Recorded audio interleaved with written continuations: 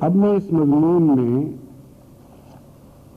کچھ وسعت پیدا کرتے ہوئے پاکستان کے حالات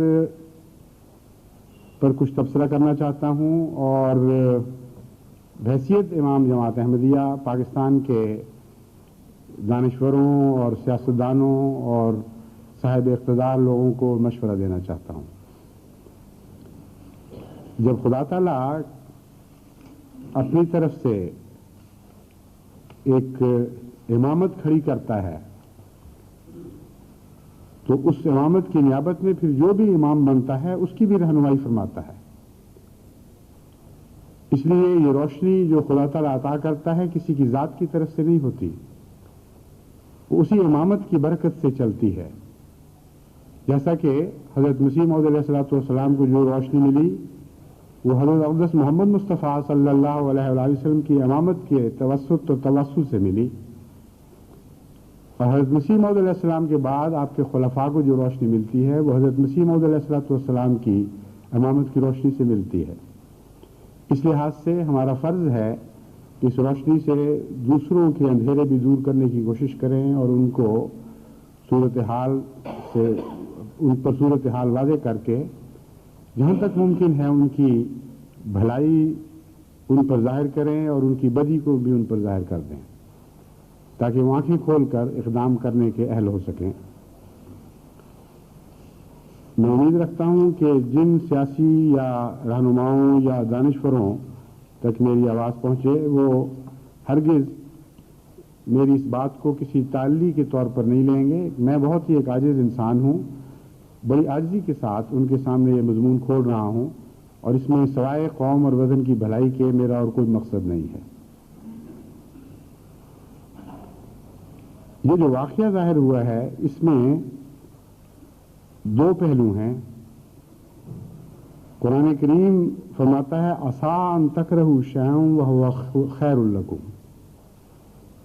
کہ بسا اوقات تم سمجھتے ہو کہ ایک بہت ہی مکروہ بات ظاہر ہوئی ہے، لیکن اسی میں خیر کا پہلو موجود ہوتا ہے۔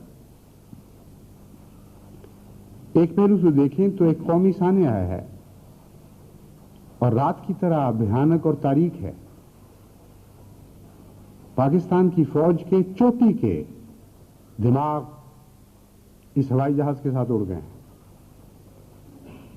اور ان کے ساتھ ایک ایسا سفیر امریکہ کا بھی لقمہ اجل ہوا، اور اس کے ایک ساتھی جو ان کے انٹیلیجنس کے مانے ہوئے تجربہ کار لوگوں میں سے تھے۔ تو جہاں تک دنیاوی سیاست کا تعلق ہے ایک بہت ہی بڑا سانحہ ہے اور بہت ہی بڑا نقصان ہے۔ کسی فوج کے 5 جرنیل اور 5 چوٹی کے ماہر بریگیڈیئر ایک ہی سانحہ میں ہلاک ہو جائیں تو یہ کوئی معمولی نقصان نہیں ہے۔ یہ تو یوں معلوم ہوتا ہے جس سے دماغ کا مرکز اڑ جائے اور اس فوج کا سربراہ بھی ساتھ شامل ہو اس کے علاوہ۔ تو آپ اندازہ کر سکتے ہیں کہ کتنا بڑا سانحہ اور کتنا بڑا نقصان ہے۔ اس کے نتیجے میں بہت سے خاندان ہیں جن کو دکھ پہنچے ہیں، اور جیسا کہ میں بیان کر چکا ہوں ان کے دکھ میں ہم ان کے شریک ہیں۔ تو ایک بہت بڑا خلا پیدا ہوا ہے۔ لیکن ایک اور پہلو سے دیکھیں تو یہ اس واقعہ کا دوسرا رخ طلوع فجر سے ملتا جلتا ہے۔ یعنی ایک پہلو اگر رات سے ملتا ہے تو دوسرا پہلو صبح کے پھوٹنے سے ملتا ہے، کیونکہ ایک لمبی رات کے بعد بالآخر وہ وقت قوم کو نصیب ہوا ہے جو طلوع فجر سے مشابہت رکھتا ہے، اور امکان ہے کہ ایک دن اس کے بعد آئے جو سارے اندھیرے دور کر دے اور ہر قسم کے غموں کو دور کر دے، ہر قسم کی تاریکیوں کو ہٹا کر روشنیاں لے آئے۔ لیکن قوموں کے معاملات میں رات اور دن اس طرح آگے پیچھے نہیں آیا کرتے جس طرح قانون قدرت میں ہمیں آگے یا پیچھے آتے ہوئے دکھائی دیتے ہیں۔ قانون قدرت میں رات اور دن اس لیے باقاعدگی سے آتے ہیں کہ خدا کی تقدیر باقاعدہ ہے، اور خدا کی سنت میں کوئی تبدیلی واقعہ نہیں ہوتی، اس کا انتظام کامل ہے، اس میں کوئی رخنہ نہیں۔ لیکن قوموں کے رات اور دن ان کے اپنے اعمال سے وابستہ ہوا کرتے ہیں. ان کی بے قاعدگیاں ان دنوں اور راتوں کے تسلسل کو بے قاعدہ کر دیا کرتی ہیں. ان کی بے ضابطگیاں ان راتوں اور دنوں کے معاملات میں بے ضابطگیاں پیدا کر دیا کرتی ہیں. اس لیے ضروری نہیں ہوا کرتا کہ رات کے بعد ضرور دن چڑھے. بعض اوقات رات کے بعد اگر دن چڑھتا بھی ہے تو رات سے زیادہ بدتر دن چڑھتا ہے. یعنی رات کے زیادہ مشابہ ہوتا ہے، دن کی روشنی اس میں کم پائی جاتی ہے. اس لیے یہ وقت بہت ہی نازک ہے اور قوم کے سربراہوں کو خوب اچھی طرح اس صورتحال کا تجزیہ کرنا چاہیے اور پھونک پھونک کر اس میدان میں قدم رکھنا چاہیے. آج اگر یہ موقع ہاتھ سے جانے دیا گیا تو ہو سکتا ہے اس 11 سالہ رات کے بعد ایک اور لمبی رات قوم کے اوپر مسلط کر دی جائے. اور جہاں تک بیرونی طاقتوں کا تعلق ہے وہ یہی کوشش کر رہی ہیں اور اس کوشش میں آئندہ چند دنوں میں زیادہ تیزی اختیار کریں گی. یہ کہنا کہ 16 نومبر کا دن پاکستان کے لیے آزادی کی خوشخبری لائے گا، یہ کہنا کہ 16 نومبر کا دن پاکستان میں جمہوریت کی بحالی کا دن ہوگا، ایک سادہ سا خیال ہے، اس میں پختگی نہیں ہے. جب تک ہم اس بات کا تجزیہ نہ کریں کہ ہم سے اس سے پہلے کیا ہوتا رہا ہے،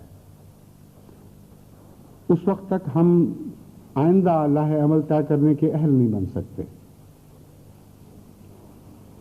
سوال یہ ہے کہ یہ جو اندرونی غلامی ہے ہمیں جو نصیب ہوئی ایک لمبے عرصے تک، کیا اندرونی محرکات کے نتیجے میں ہوئی یا کچھ بیرونی محرکات بھی ہیں؟ کون سی زنجیریں ہیں جو ہمیں پہنائی گئی ہیں؟ اور 16 نومبر کے دن وہ کیا معجزہ ہوگا جو یہ زنجیریں توڑ دے گا؟ پہلی بات خوب اچھی طرح ذہن نشین کر لینی چاہیے کہ جب تک بیرونی غلامی کی زنجیروں کو ہم نہیں توڑتے ہم نہیں آزاد ہو سکتے. اور بیرونی غلامی کی زنجیروں میں امریکہ کی غلامی کی زنجیریں ہیں اس وقت، جنہوں نے قوم کو ہر طرف سے باندھ رکھا ہے. اور یہ وہ زنجیریں ہیں جنہوں نے ہماری فوج کو بھی جکڑا ہوا ہے. اور جب فوج مسلط کی جاتی ہے تو کٹ پتلی کی طرح مسلط کی جاتی ہے، وہ خود بندھی ہوئی ہے. اور جہاں تک پاکستان کے عوام کا تعلق ہے اس پر دوہری زنجیروں کا بوجھ پڑ جاتا ہے، ایک آقا کی زنجیریں اور اوپر سے اس کے غلام کی زنجیریں. سوال یہ ہے کہ اس واقعہ کے بعد اچانک یہ زنجیریں کیسے ٹوٹیں گی؟ کیا امریکہ اپنے رویے میں تبدیلی پیدا کر لے گا؟ جہاں تک میں نے غور کیا ہے اور جہاں تک میں نے بین الاقوامی خبروں کا مشاہدہ کیا ہے، ان کے یہ بد ارادے خوب کھل کر مجھے دکھائی دینے لگے ہیں کہ وہ دوبارہ دخل دیں گے اور ہر قیمت پر یہ کوشش کریں گے کہ پاکستان پر دوبارہ فوج مسلط کر دی جائے اور اس کے لیے کسی قسم کے بہانے ان کو مہیا کیے جائیں. اس لیے محض 16 تاریخ کا انتظار کرنا کافی نہیں ہے. معاملے کو خوب اچھی طرح سمجھنا چاہیے اور اس کے متعلق مناسب کارروائیاں کرنی چاہیے.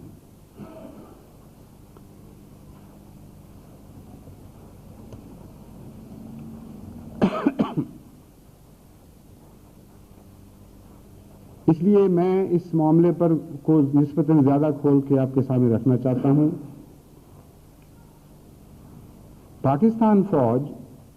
پاکستانی فوج کی اکثریت محب وطن ہے اور قوم کے لیے فوج کو اپنی نفرت کا نشانہ بنانا جائز نہیں، کیونکہ اگر قوم پاکستانی فوج کو اپنی آنکھیں بند کر کے اپنی نفرت کا نشانہ بناتی رہے گی تو دشمن کے ہاتھ مضبوط کرے گی اور فوج میں یہ احساس پیدا کرے گی کہ ہم اپنے ہی ملک میں خطرات میں گھرے ہوئے ہیں. جس وقت ہم طاقت سے باہر نکلیں گے ہماری قوم ہم سے انتقام لے گی. اور جوں جوں یہ احساس فوج میں بڑھتا چلا جائے گا آپ کے آزاد ہونے کے امکانات دور تر ہوتے چلے جائیں گے. اس لیے یہ مہم چاہے سندھ سے جاری ہو یا بلوچستان سے جاری ہو یا صوبہ سرحد سے جاری ہو یا پنجاب میں داخل ہو جائے، ملک کے لیے نہایت مہلک ثابت ہوگی۔ اس وقت فوج سے گفت و شنید کا وقت ہے، فوج کو بعض باتیں سمجھانے کا وقت ہے۔ ٹھنڈے دل کے ساتھ اس میں جذبات سے بالا ہو کر آپ کو کارروائی کرنی ہوگی۔ امر واقعہ یہ ہے کہ غلام ملکوں کو ان کی اپنی فوجوں کے ذریعے مزید غلام بنایا جاتا ہے۔ ایک ہاتھ سے آزادی دی جاتی ہے، دوسری ہاتھ سے وہ آزادی چھین لی جاتی ہے اور ان کے اپنی ہی فوجوں کو ان پر مسلط کر دیا جاتا ہے۔ یہ ایک ایسی بھیانک شکل ہے جس شکل کو خوب کھول کر پاکستانی عوام اور ان کے رہنماؤں کو اپنی فوج کے سامنے رکھنا چاہیے۔ چند ایک ایجنٹس ہوتے ہیں جن کی ہم تعیین نہیں کر سکتے، اللہ بہتر جانتے ہیں ان میں سے کون ہیں، لیکن ہوتا یہ ہے کہ کوئی بیرونی طاقت کسی ملک کے دفاع پر قابض ہو جاتی ہے اس کی مدد کے بہانے، اور جب دفاع پر غیر قومیں قابض ہو جائیں تو خطرے کی جو بھی گھنٹی بجتی ہے اس کی آواز ان کانوں میں پڑتی ہے جو بظاہر حفاظت کے لیے مقرر کیے گئے ہیں، لیکن دراصل وہ خود قوم کے لٹیرے بن چکے ہوئے ہوتے ہیں۔ جنہوں نے بچانا تھا وہ اگر قابض ہو چکے ہوں تو بچائے گا کون؟ اس لیے فوجوں کی غلامی جو غریب ملکوں پر مسلط کی جاتی ہے، اس سے بچنے کی بظاہر کوئی صورت نظر نہیں آتی۔ اس کی شکل بالکل ایڈز جیسی بیماری سے ہے، ملتی جلتی ہے۔ ایڈز بیماری جس کا آج کل بڑا چرچا ہے، اس کے خلاف سائنسدان اس لیے کوئی کارروائی نہیں کر سکتے کہ بیرونی جراثیم جسم کے صحت مند حصوں پر براہ راست قابض نہیں ہوتے، بلکہ جسم کے دفاعی نظام پر قابض ہو جاتے ہیں۔ اس لیے جب خطرے کی گھنٹی بجتی ہے تو وہ خود خطرہ ہیں، خود اپنے لیے دفاع ان کے قبضے میں ہوتا ہے، وہ اس دفاع کو اپنے خلاف حرکت میں آنے نہیں دیتے، کیونکہ دفاع پوری طرح ان کے کنٹرول میں آ جاتا ہے۔ اس لیے یہ بہت ہی بڑے خطرناک شکل ہے جو آج کل بدقسمتی سے تیسری دنیا کا مقدر بنی ہوئی ہے، ان پر فوجیں مسلط کی جاتی ہیں۔ اور بدنصیبی کی حد یہ ہے کہ آج کل ٹیلی ویژن کے اوپر کھلے لفظوں میں ان قوموں کے سربراہ اور بڑے بڑے لوگ یہ تبصرے کرتے ہیں کہ نہیں، پاکستان کو کچھ نہیں ہوگا، ان پر ضرور کوئی جرنیل مسلط ہو جائے گا۔ کچھ نہیں ہوگا سے مراد یہ ہے کہ سب کچھ ہو جائے گا، یعنی بچ نہیں سکتا، فکر نہ کرو، پاکستان کو ہم نہیں بچنے دیں گے، ضرور ان میں طاقتور جرنیل موجود ہیں، وہ اٹھیں گے اور اس قوم پر قابض ہو جائیں گے۔ یہ وہ ہلاکت ہے جس سے بڑھ کر کوئی ہلاکت تصور نہیں ہو سکتی۔ آپ گھر میں چوکیدار رکھیں کہ آپ کی حفاظت کریں گے، اور چوکیدار مالک بن جائیں اور آپ کو اپنا غلام بنا لیں اور آپ کو اپنی پرورش کرنے پر لگا دیں، آپ کے اموال کے مالک بن بیٹھیں، آپ کی محنت کا بہترین پھل کھانے لگیں آپ کی آنکھوں کے سامنے، اور اتنے طاقتور ہو جائیں وہ آپ کا خون چوس چوس کے کہ آپ کے تصور میں بھی نہ یہ بات آ سکے کہ ان کا مقابلہ کر سکیں۔ یوں اس مثال کو پیش کیا جائے تو کتنی بھیانک نظر آتی ہے، لیکن بین ہی اسی طرح کے واقعات تیسری دنیا میں ہو جاتے ہیں، اور محب وطن فوجی بھی نہیں سوچتے کہ ہم کیا کر رہے ہیں۔ جب امریکہ کے ایک پروگرام میں نے سنا امریکی ایک بڑے لیڈر کو یہ کہتے ہوئے کہ نہیں، بڑا امکان اس بات کا موجود ہے کہ پاکستان میں سے کوئی جرنیل اٹھے مرد اور وہ صورتحال کو قابو میں لے آئے، مجھے یوں لگا جیسے میری آزادی ضمیر کے منہ پر کسی نے تماچا مارا ہے، میرے وطن کی محبت کے منہ پر کسی نے تماچا مارا ہے۔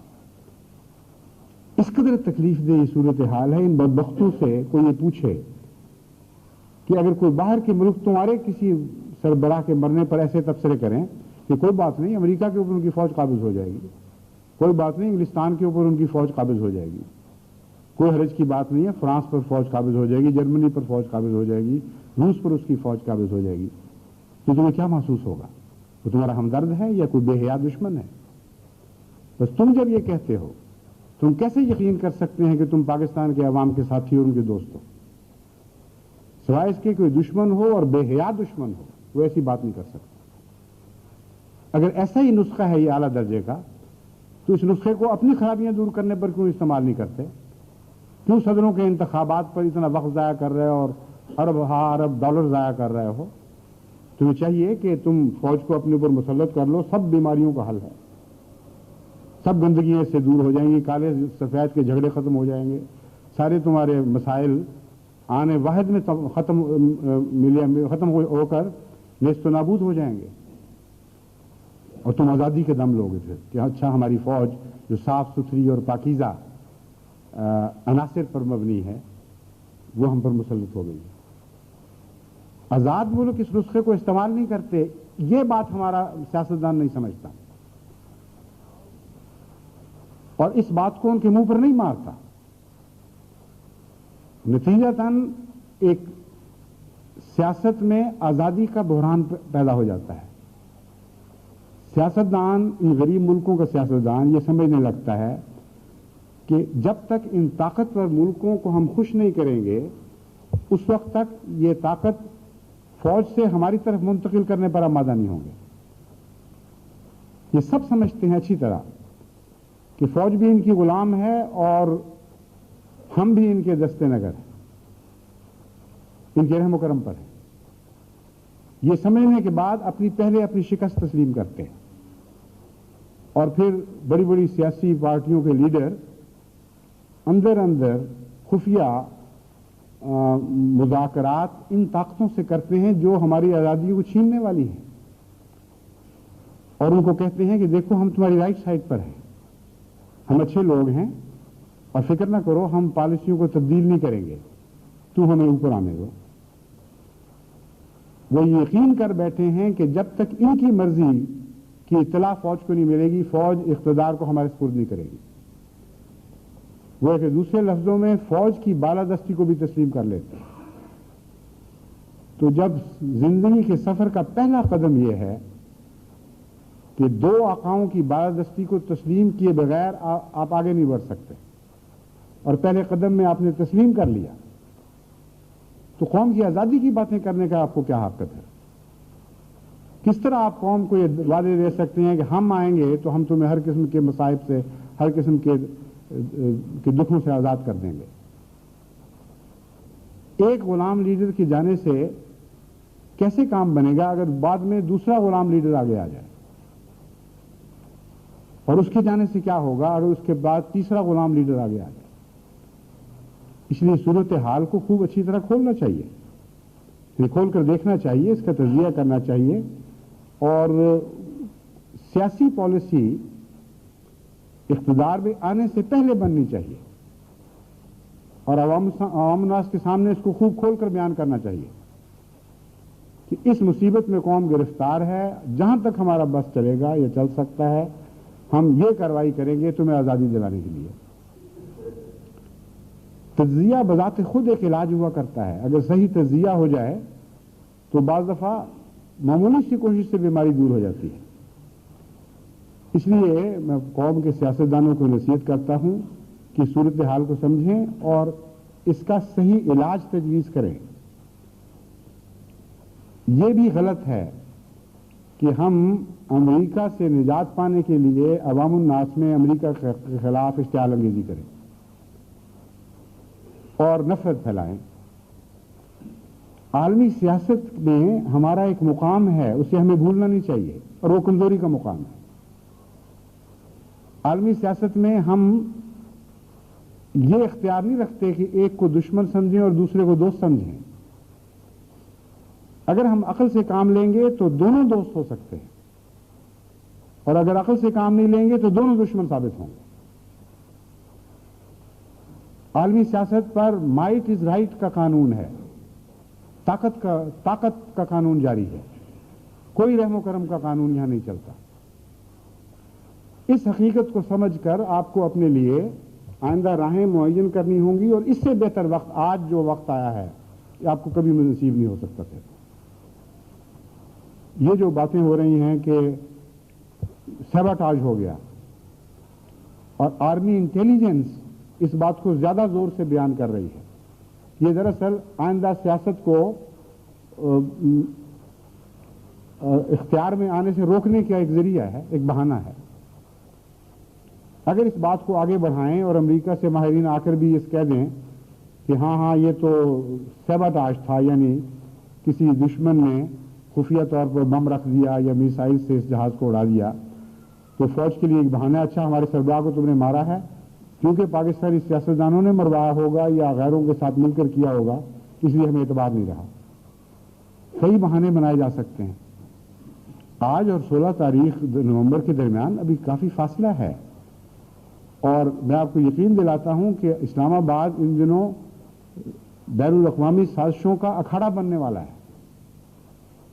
بڑی بڑی طاقتوں کے نمائندے وہاں پہنچیں گے اور ساز باز کریں گے، اور ہر طرح کوشش کی جائے گی کہ پاکستانی عوام کو ان کی آزادی سے محروم رکھا جائے۔ اس لیے بہت واضح میں طور پر بتانا چاہتا ہوں اس کا علاج کیا ہے۔ اس کا جو علاج نہیں ہے وہ میں نے آپ کے سامنے کھول کے رکھ دیا ہے۔ عوام الناس کو بھڑکا کر کسی ایک بڑی طاقت کے خلاف نفرت پیدا کرنا اور بظاہر اس سے ٹکر لینا، یہ اس کا کوئی علاج نہیں ہے۔ آپ امریکہ سے متنبع تو رہ سکتے ہیں، یہ تو آپ بیدار مغزی کے ساتھ یقین کر سکتے ہیں کہ ہمارا دوست نہیں ہے جب تک ہمارا محتاج ہے، ہمارا دوست ہے۔ جہاں ہم نے غلطی کی اور اس کو ہماری احتیاج نہ رہی، یہ ہمارا دوست نہیں رہے گا۔ ہمیں حکمت کے ساتھ اس سے معاملہ کرنا ہوگا۔ اس وقت تک امریکہ کو دوست رکھا جا سکتا ہے۔ اسی طرح روس کا حال ہے، اسی طرح ہندوستان کا حال ہے۔ ان تین بڑی طاقتوں میں ہم گھرے ہوئے ہیں، اور کوئی محض اپنے جذباتی طور پر آپ سے تعلق کی خاطر آپ کا دوست نہیں ہے، نہ ہوگا کبھی۔ ان تینوں طاقتوں میں سے کسی ایک کو دشمن بنانا پاکستان کے حق میں اچھا ثابت نہیں ہو سکتا۔ اس لیے سوائے اس کے اور کوئی ذریعہ نہیں کہ امریکہ سے کہیں کہ تم جو کچھ بھی کرتے ہو اس سے باز رہو۔ اگر تم چاہتے ہو کہ ہمارے تعلقات تم سے درست ہوں تو ہم تمہارے دشمن نہیں بنیں گے، یہ ہم تمہیں یقین دلاتے ہیں۔ اس لیے بھی یقین دلاتے ہیں کہ ہمارے پاس چارہ ہی کوئی نہیں، ہم تمہارے دشمن بن سکتے نہیں ہیں۔ بے اختیار قوم ہے بیچارے، 100 طرح کی احتیاجیں ہیں تمہارے ساتھ۔ تمہیں کیوں وہم ہے کہ سیاست اوپر آ گئی تو تمہاری دشمن ہو جائے گی؟ دشمن ہو نہیں سکتی۔ ہمارے حالات کا تقاضا یہ ہے کہ ہم ان تینوں بڑی طاقتوں سے دوست کے دوست بنے رہیں۔ اس لیے ہم تم پہ خوب واضح کرنا چاہتے ہیں کہ اگر تم ہمارے اندرونی معاملات میں دخل اندازی بند کر دو تو ہماری طرف سے کوئی دشمنی نہیں ہے۔ بہتر تعلقات کے امکانات ہیں، بدتر تعلقات کا کوئی احتمال نہیں۔ لیکن خوب اچھی طرح یاد رکھیں کہ اگر غلطی سے ان کو یہ احساس دلایا گیا، جیسا کہ دلایا جاتا ہے بعض اوقات، کہ تم ہمارے دشمن ہو، تم نے ہمیں غلام بنایا، ہم تمہیں اتار کے نکال کر باہر ماریں گے اور تمہارے ساتھ تعلقات ختم کر لیں گے اور روس کی طرف چلے جائیں گے، تو یہ ساری کھوکھلی باتیں ہوں گی۔ نقصان کے سوا اس سے آپ کو کچھ نہیں پہنچے گا، کیونکہ روس کی طرف اگر جانا بھی چاہیں تو روس آپ کو ہندوستان کے مقابلے پر قبول نہیں کر سکتا۔ اس کے لیے فیصلہ کرنا ہے دو چیزوں کے درمیان، یہ ترجیحی فیصلہ کرنا ہے، یا ہندوستان کو اختیار کرے یا آپ کو اختیار کرے، کیونکہ آپ دونوں کے درمیان تو وہ کوے اور غلیلے کا سا بیر ہے، اور جس طرح ایک نیام میں 2 تلواریں نہیں آ سکتی، اس طرح ایک دوستی کے دائرے میں اس وقت سرے دست ہندوستان اور پاکستان اکٹھے نہیں ہو سکتے۔ اس لیے مجبوراً روس کو اختیار کرنا ہوگا کسی ایک کو، اور جہاں تک ترجیح کا تعلق ہے وہ لازماً ہندوستان کو ترجیح دے گا۔ اس لیے امریکہ سے دوستی توڑ کر آپ کا یہ خیال کہ آپ کو ہندوستان کے جبر اور ظلم سے بھی روس بچا لے گا، یہ بالکل ایک باطل خیال ہے، اس میں کوئی بھی حقیقت نہیں۔ آپ بے دوست ہو جائیں گے، پھر بے سہارا ہو جائیں گے، اور دوسری طرف اس کے اور نقصانات بھی ہوں گے، کیونکہ بیرونی سیاست کا صرف دخل نہیں ہوا کرتا قوموں کی بہبود میں، اندرونی طور پر بھی اس کے اثرات مترتب ہوتے ہیں. جب آپ کسی ایک قوم کے خلاف اس نے آپ سے اچھا سلوک کیا ہو یا نہ کیا ہو، نفرت کی تعلیمیں دیتے ہیں تو آپ کی قوم اندر سے پھٹنا شروع ہو جاتی ہے. دو انتہائیں آپ کی قوم میں پیدا ہونی شروع ہو جاتی ہیں.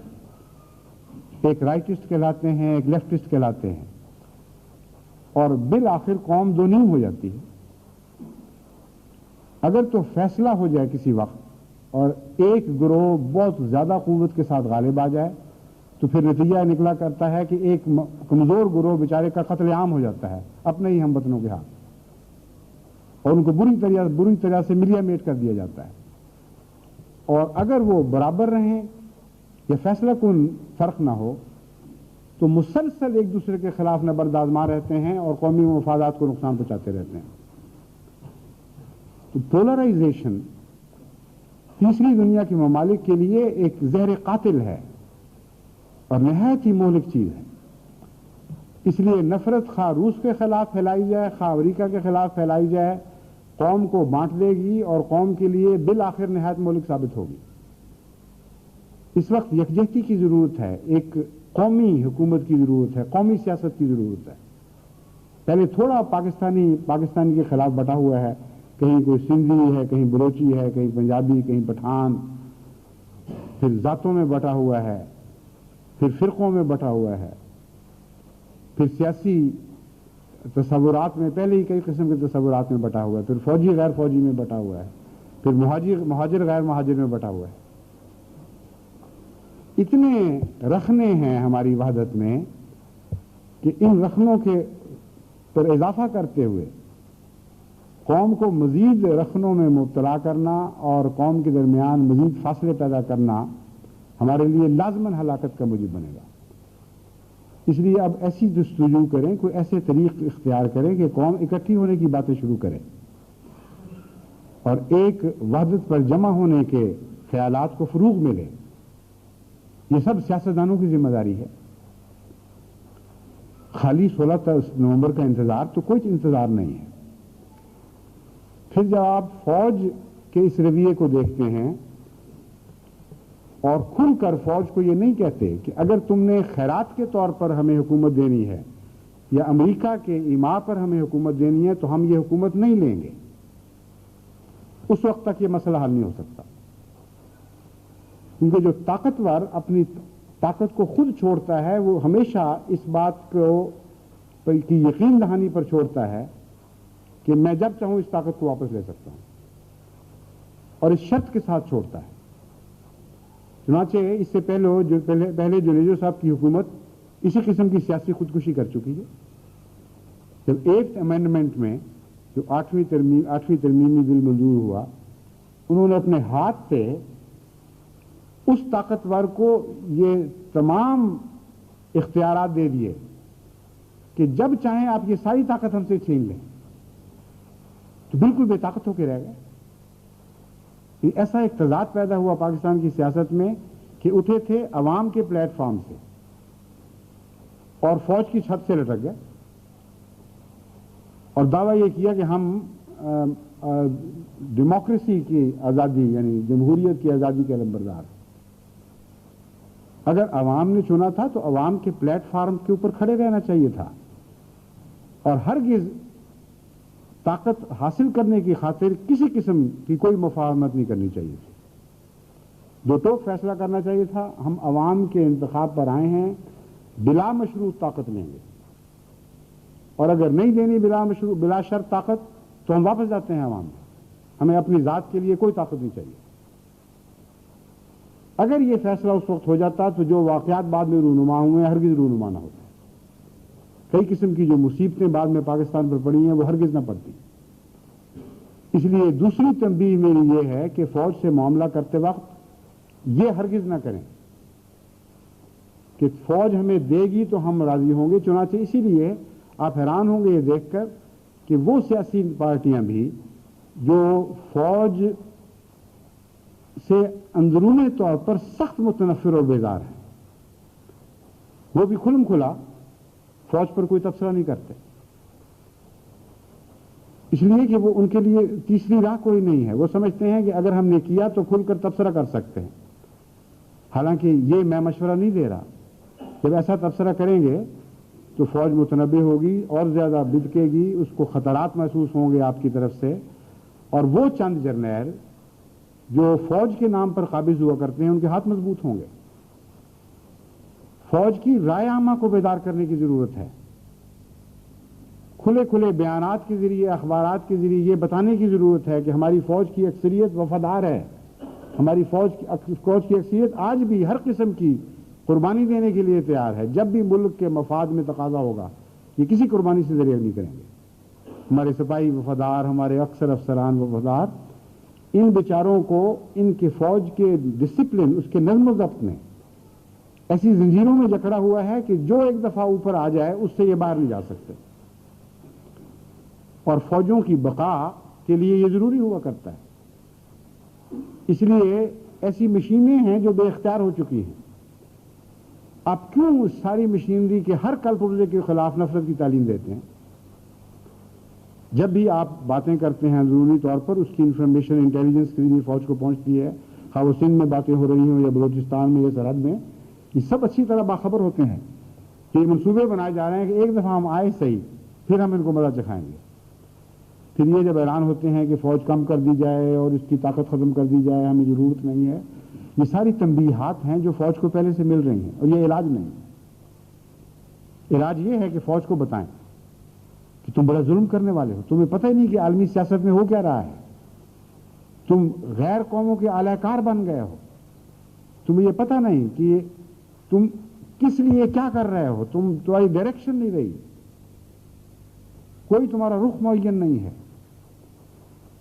اور آنکھیں بند کر کے ایک بیرونی طاقتوں کے اعلی کار بنتے ہوئے اپنے وطن کے اوپر تم مسلط ہو گئے. شرم نہیں آتی تمہیں؟ کوئی حیا باقی نہیں رہی کہ جس فوج کو غیر قوموں کے تسلط سے بچانے کے لیے قائم کیا گیا تھا, اور ساری قوم اپنا خون پلاتی ہے تمہیں اس وجہ سے کہ تم ہمیں غیروں کے تسلط سے محفوظ رکھو, اس پر تم خود مسلط ہو گئے ہو. فوج کا ضمیر آج بھی زندہ ہے, اس کو جھجوڑیں تو صحیح. فوج کی بھاری اکثریت سمجھے گی اس بات کو, اور بغیر خون خرابے کے, بغیر ان کے خلاف نفرت کی تعلیم دیے, ان کے اندر ایک شعور بیدار ہوگا. یہ اپنے افسروں کو کہیں گے کہ ہم یہ نہیں ہونے دیں گے. ابھی چند دن ہوئے ہم نے آزادی حاصل کی تھی, اور اپنی آزادی کے اوپر ہم خود تبر بن کر بیٹھ جائیں, تبر بن کر پڑھیں اور آزادی کو ٹکڑے ٹکڑے کر دیں. ہرگز ایسا نہیں ہوگا. یہ آواز اگر باہر سے اٹھے گی تو فوج میں مدافعت پیدا کرے گی. اگر فوج کے اندر سے اٹھنی شروع ہوئی تو یہ آواز فوج کو آزادی کا احساس دلائے گی, اپنی ذمہ داریوں کا احساس دلائے گی. اس نعرے کے خلاف مرافعت اور مدافعت پیدا نہیں ہوگی, بلکہ اس کے حق میں مزید فوجی اور آوازیں بلند کرنا شروع کر دیں گے. یعنی ایک آواز بڑھتے بڑھتے 2 3 4 آوازوں میں تبدیل ہوگی. اور یہ اعلان کرنا, اخبارات میں ایسے بیان دینا ہرگز ملک کے مفاد کے خلاف نہیں ہے. کوئی قانون شکنی نہیں. اب کوئی نفرت کی تعلیم نہیں دے رہا ہے. آپ یہ معاملہ کھول کر بیان کر رہے ہیں کہ دیکھو یہ ہو رہا ہے, ایسا نہ کرو, تم کر سکتے ہو, مگر ہم تمہیں تمہاری ضمیر کا واسطہ دیتے ہیں, تمہاری وطن کی محبت کا واسطہ دیتے ہیں, تمہاری ماں اور بہنوں کی عزت کا واسطہ دیتے ہیں, تمہارے بلکتے ہوئے بچوں کا واسطہ دیتے ہیں کہ خدا کے واسطے اپنی ہی قوم کی آزادی کو نہ لوٹو. چھین سکتے ہو, کیوں نہیں چھین سکتے؟ طاقت کی بحث نہیں ہے, مگر اگر چھینو گے تو ہمیشہ کے لیے ملعون بن جاؤ گے, ہمیشہ کے لیے تاریخ میں عبرت کا ایک نشان بن جاؤ گے. میر جعفر کے نام کی طرح تمہارے نام پر لعنتیں ڈالی جائیں گی. تمہارا نام میر صادق کا نام بن کر دوبارہ ابھرے گا. یہ بتاؤ اس قوم کو, کیا کسی باپ کو اختیار نہیں کہ اپنے معصوم بچے کو دیوار کے ساتھ ٹکرا کر اس کے دماغ کا بھیجا باہر نکال دے, اس کے سر کو پارا پارا کر دے؟ ممکن کیوں نہیں؟ طاقت ہے. وہ کس صاحب ضمیر انسان میں یہ طاقت ہے بتائیے؟ ہاں, اگر ضمیر مر جائے اور انسان پاگل ہو جائے اور کوئی سوچ باقی نہ رہے, جذبات تباہ ختم ہو چکے ہوں, تو پاگل مائیں بھی بعض دفعہ اپنے بچوں کا سر دیوار سے پٹک کر اس کا بھیجا باہر نکال دیتی ہیں، اس کے ٹکڑے ٹکڑے کر دیتی ہیں۔ امریکہ میں ایسے واقعات ہوئے، میں نے خود پڑھے ہیں کہ ایک ماں نے خود اپنے بچے کا سر دیوار سے پٹکا اور اس کے ٹکڑے ٹکڑے اڑ گئے اور اس کا بھیجا باہر نکل کر پھیل گیا۔ ایسا مکروہ منظر لوگوں نے دیکھا۔ تو کیا پاکستانی فوج کے لیے یہی مقدر رہ گیا ہے؟ کون کہتا ہے تم میں طاقت نہیں ہے؟ مگر یاد رکھو، تم نے یہ طاقت ہم سے حاصل کی ہے، اپنی بیویوں سے، اپنے بچوں سے، اپنی ماؤں سے حاصل کی ہے، قوم کے کمزور مزدوروں سے حاصل کی ہے، ان غریبوں سے حاصل کر کے پھر تم اس پر مسلط ہو جائے، کوئی تم میں شرم باقی نہیں۔ اس لیے غیرت کا نمونہ اظہار کرو، اپنی حمیت کا اظہار کرو، قوم کی آزادی کی خاطر جو تمہاری اپنی آزادی کا پیغامبر ہے۔ تم قوم کو آزادی دلاؤ، اس کے بغیر نہ کبھی تم باضمیر انسان کے طور پر زندہ رہ سکتے ہو، نہ ایک باضمیر فوج کے طور پر تمہیں زندہ رہنے کی اہلیت رہے گی۔ ایسی فوجیں جو اپنے عوام پر مسلط ہوں لازماً باہر سے طاقت حاصل کیا کرتے ہیں۔ یہ نقطہ کیوں نہیں سمجھتے یہ لوگ؟ کبھی دنیا میں کوئی فوج باقی نہیں رہ سکتی جب تک اس کی طاقت کا کوئی سرچشمہ نہ ہو۔ اب عوام کو اگر متنفر کر لیا ہے، اگر عوام پر مسلط ہو گئی ہے، تو پھر بیرونی طاقتوں کے سہارے پر یہ فوجیں مجبور ہو جایا کرتی، اور یہی وہ راز ہے جسے سمجھ کر غیر قومیں غریب قوموں پر حکومت کرتی، فوج کو رشوت دینا سکھاتی ہیں، فوج کو چند افسروں کو ظلم کرنا سکھا دیتی ہیں اور ان کے سپرد طاقت کر دیتی۔ پھر وہ جو ظلم میں بڑھتے ہیں وہ مجبور ہوتے ہیں کسی بڑی طاقتور قوم کا سہارا لینے پر، اور جن لوگوں نے جن کے مشوروں سے جن لوگوں نے ان کو مسلط کیا ہو وہ ان کی طرف جھکتے ہیں اور مزید یہ تعلق بڑھتے چلے جاتے ہیں، یہاں تک کہ اپنا ہی ملک اپنے ہی فوج کے ہاتھوں ایسی غلامی کی زنجیروں میں جکڑا جاتا ہے جس کے ٹوٹنے کے آثار نظر نہیں آتے۔ اور جب آزادی کی باتیں ہوں بھی تو سودا بازی کی باتیں ہو رہی، آزادی کی باتیں نہیں ہو رہی ہوتی۔ تو آپ نے ایک بیان پڑھا ہوگا ایک پاکستانی وزیر کا کہ ہم ترکی کے نظام حکومت کی طرز پر فوج کو جمہوریت کا مستقل حصہ دار بنا لیں۔ کیا مطلب ہے اس بیان کے پیچھے؟ کیا بات ہے؟ وہی کمزوری بنیادی طور پر آپ کو علم ہے، یقین ہو چکا ہے کہ یہ فوج غالب آ گئی ہے اور اس فوج سے ہم چھٹکارا حاصل نہیں کر سکتے، اس لیے بطور رشوت، بطور ضمانت آپ اپنے ہاتھ سے اپنی رگے گردن ان کی انگلیوں میں تھما دیتے ہیں، کہتے ہیں اچھا ہماری گردن پر ہاتھ رکھ لو، یعنی 8th امینڈمنٹ کی دوسری شکل ہے یہ، فکر نہ کرو ہم بھاگ کے کہیں نہیں جاتے۔ لعنت ہو ایسی آزادی پر، ایسی جمہوریت پر۔ یہ جمہوریت لے کر آپ عوام کے سامنے ابھریں گے؟ عوام اگر ہوش مند ہو تو اس جمہوریت کے منہ پہ تھوکے بھی نہیں، جو ایک غلام جمہوریت ہے۔ صرف مشکل یہ ہے کہ ان کو طاقت میں آنے کی جلدی ہے، بے چین ہے، کسی طرح ہم طاقت کے اوپر آ جائیں۔ ذرا صبر کریں، میں یقین دلاتا ہوں کہ اگر یہ صبر کا نمونہ دکھائیں اور سمجھانے سے کام لیں، عوام کو گلیوں میں نہ نکالیں تاکہ ان کا خون ہو۔ کوئی ضرورت نہیں ہے ہمیں اتنی بڑی قربانیاں دلوانے کی عوام سے، وہ پہلے ہی مظلوم اور مارے ہوئے ہیں بیچارے، ستم رسیدہ ہیں، ان کو کہاں آپ اپنی فوج سے ٹکراتے رہیں گے؟ عقل سے کام لیں، تحمل سے کام لیں، معاملات کا صحیح تجزیہ کریں، ان کو سمجھائیں کہ یہ کچھ ہو رہا ہے اور مذاکرات کریں۔ امریکہ سے بھی اسی طرح روشنی کے ساتھ مذاکرات کریں کہ دیکھو اگر تم باز نہیں آؤ گے تو پھر ہم مجبور ہو جائیں گے۔ جب ہمیں یہ پتہ لگے گا کہ تمہارے ہاتھوں ہم نے مار کھانی ہی کھانی ہے تو پھر ہم مجبور ہوں گے، پھر جو بھی کریں گے ہم آزاد ہیں اس میں، اور پھر تم خود اس پولرائزیشن کو پیدا کرنے والے ہوگے جس میں دن بدن سارا ملک لیفٹ کی طرف جھکتا چلا جائے گا اور بائیں بازو کی طاقت بڑھتا چلا جائے گا۔ اور جب یہ ہو جائے گا اس وقت پھر روس کے آنے سے کوئی دنیا کی طاقت، روس کے پاکستان میں آنے سے روس کو کوئی دنیا کی طاقت روک نہیں سکتی۔ یہ وہم ہے یہی کہ روس ابھی ہاتھ خود چھوڑ کے چلا گیا، کمزوری کا نشان ہے، ہرگز کمزوری کا نشان نہیں۔ روس کی عالمی پالیسیز تبدیل ہو رہی ہیں۔ روس نے یہ محسوس کر لیا تھا کہ جب تک نیوکلیئر ڈیٹرنٹس موجود ہیں اور اس میں ہماری مخالفانہ طاقتوں کو برتری حاصل ہوتی چلی جا رہی ہے، یعنی ایٹمی آلات میں، اس وقت تک ہماری کنونشنل ویپنز میں، یعنی جو روایتی ہتھیار ہیں، ان میں برتری ہمیں کوئی فائدہ نہیں پہنچا سکتی۔ یعنی 1 اور 3 کی نسبت ہے روسی افواج کو اور ان کے ہتھیاروں کو، جہاں تک پرانے رسمی ہتھیاروں کا تعلق ہے۔ امریکہ اور یورپ کی ساری طاقتیں مل بھی جائیں تو تب بھی روس کی رسمی فوج کا مقابلہ نہیں کر سکتی۔ لیکن کیا فائدہ ہے اس برتری کا اگر عالمی طور پر ایٹامک ڈیٹرنٹ موجود ہے، بین الاقوامی طور پر ایٹامک ڈیٹرنٹ موجود ہے؟ یعنی کچھ بھی نہیں کر سکتے، کیونکہ ایٹم بم دونوں طرف ہلاکت کا پیغام بن سکتا ہے۔ اس لیے انہوں نے اپنی پالیسی تبدیل کی ہے، یہ پہلے عالمی ڈیٹرنٹ کو ہٹائیں گے اور اس فضا کو صاف کریں گے جہاں سے ایٹمی بم ان کے لیے خطرے کا موجب بن سکتے ہیں، خواہ وہ مقابلتاً امریکہ کے لیے بھی خطرے کا موجب۔ یہ فضا صاف ہو جائے گی، چین سے تعلقات درست ہو جائیں گے، تو پھر ایک نئی سیاست ابھرے گی۔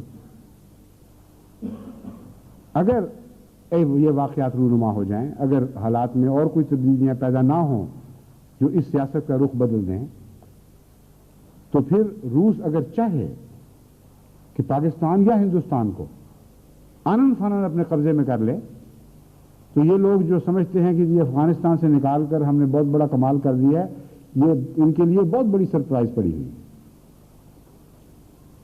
روس کی اتنی بڑی طاقت ہے کہ مشرقی یورپ کی عظیم الشان طاقتوں نے جب اس کو نکالنے کی کوشش کی تو چند گھنٹوں میں وہ تباہ کر دی گئی، بعض چند دنوں میں، بعض چند گھنٹوں میں۔ اس لیے اس غلط فہمی میں مبتلا نہ ہوں، آپ کا ایک ہمسایہ بہت بڑا طاقتور ہمسایہ ہے جو ساتھ جڑا ہوا ہے۔ امریکہ آپ سے دور ہے، وہ چاہے بھی تو اس وقت آپ کی مدد کو نہیں پہنچ سکے گا۔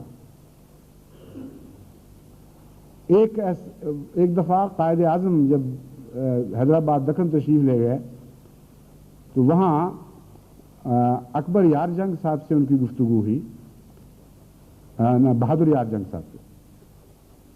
بہادر یار جنگ صاحب ان کے ساتھ تھے ہمیشہ، اور مسلم لیگ کے ساتھ دینے والے تھے، لیکن انہوں نے اس خدشے کا اظہار کیا کہ آپ کہتے ہیں کہ ہم یہاں الگ اپنی آزادی کا اعلان کر دیں اور پاکستان ہماری حفاظت کا ذمہ دار ہے، ہمیں آپ کے ارادوں پر تو کوئی شک نہیں، مگر حالات بڑے خطرناک ہوں گے کہ چھوٹی سی ایک ریاست ایک بڑی طاقت کے درمیان گھری ہوئی اپنی آزادی کا اعلان کر دے اور پاکستان دور بیٹھے اس کی حفاظت کا ذمہ دار ہو جائے۔